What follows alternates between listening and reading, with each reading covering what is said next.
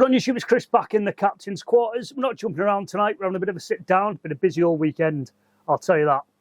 So, you may think, why have you got Tiny Rebel cans lined up in front of you? Well, I'll get to that bit. But first, before I get to that, please consider hitting the subscribe button. It means a lot, helps grow the channel, and it means we are going to nearly, soon, whatever, hit the 300 subscribers mark, which is really cool. Let's try and get to over 1,000 this year. That mean a lot. We're in March. Still a long way to go, but I think, you know, with your help, guys, we can definitely do it.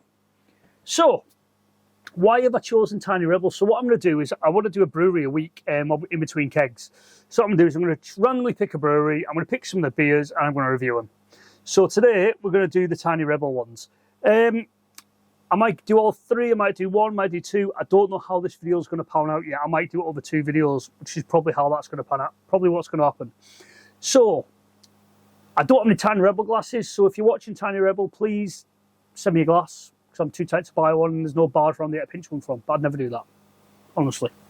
So, the reason I've chosen Tiny Rebel for the first one is it is recently been in the news that unfortunately they're closing one of the main bars.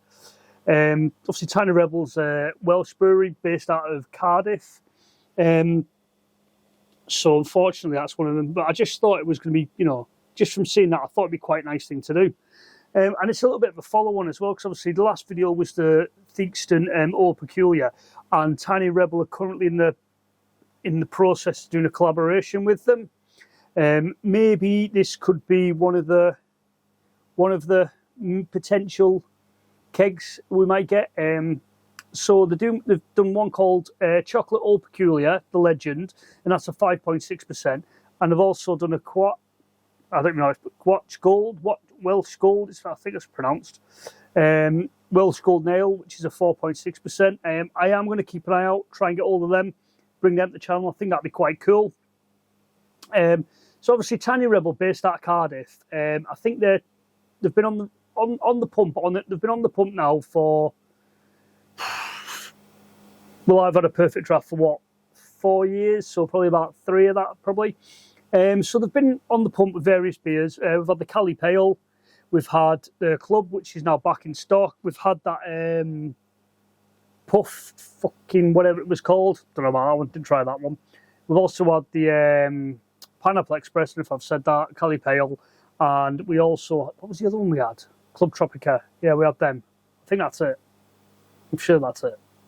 They're the ones we've had. Obviously, Cali Pale's been discontinued. And they had Key Lime Lager. I quite like that. So they've been discontinued. So at the moment, all we've got in there is Club Tropicana. Is that how it's pronounced? I think so. But Tropica, not Tropicana. Club Tropica. So unfortunately, that's all the ones we've got at the moment on the perfect draft, which I think is a bit of a shame. But needless to say, we're not all about the perfect draft, so let us have a bit of a drink, bit of a sup. Right, so I've had the Club before, I've had the Cali Pale before, I've not had this Session IPA. So this is a fairly new one. So it's Easy Livin. It's a Session IPA and it is 4.3%. I'll get off my backside and bring it round. It's been a busy old day today, I'll tell you. There she is. Oh, massively, head is out of focus. So there she is. Nice vibrant can, which is what you expect from Tiny Rebel. Let's just move the camera up, Chris. Come on.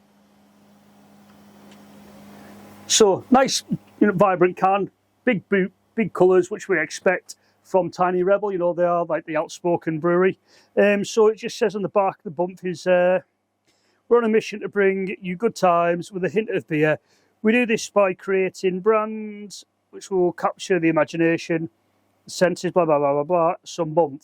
Right, so what am I expecting? So it is a 4.3%, 1.4 units a can. Yeah, I'm expecting gold, nice vibrant notes from this one. Fruity, tropical. Let's give it a whirl. Yeah, so obviously this is a sessionable pale ale. Cali's juicy pale ale, and obviously tropical is a tropical IPA. Now, I do like Tiny Rebel. I do. because they're nice and bright, nice and vibrant, and it's something I like, especially from a brewery. So let us have a pour. Ooh, cheeky. So I found these in Tesco, and I think it was about £5 for 4. So I thought I'd pick it up and have a look. So there is, yeah. Ooh. Golden, hazy. Oh yeah. Beautiful. Absolutely stunning on the nose. 330ml can, like I say, it's only, what did I say it was, 4.3%. So it's not going to knock your socks off, which is nice. So yeah.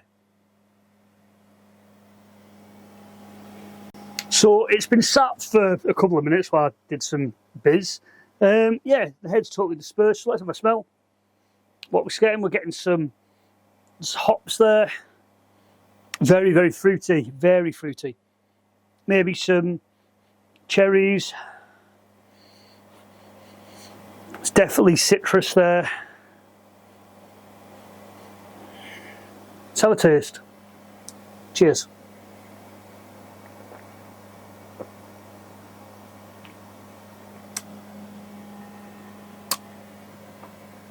Yeah, so straight away, it's got a really nice mouthfeel. Plenty of body there, really nice.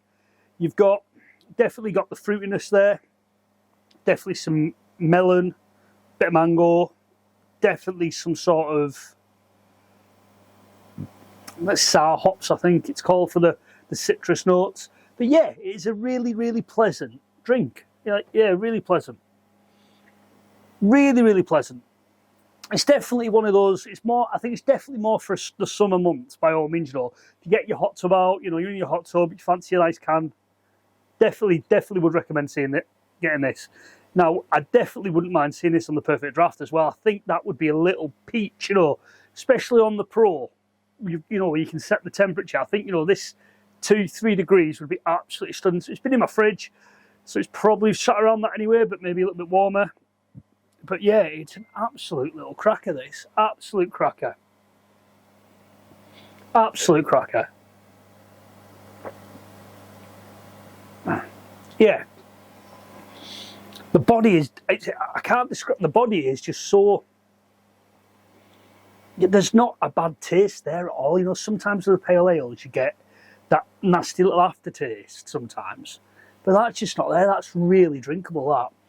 I'd say that's as citrusy as a Blanc, to be honest with you. Obviously, the Blanc's a wheat beer and stuff. I'm sorry if I've mentioned it, but it is.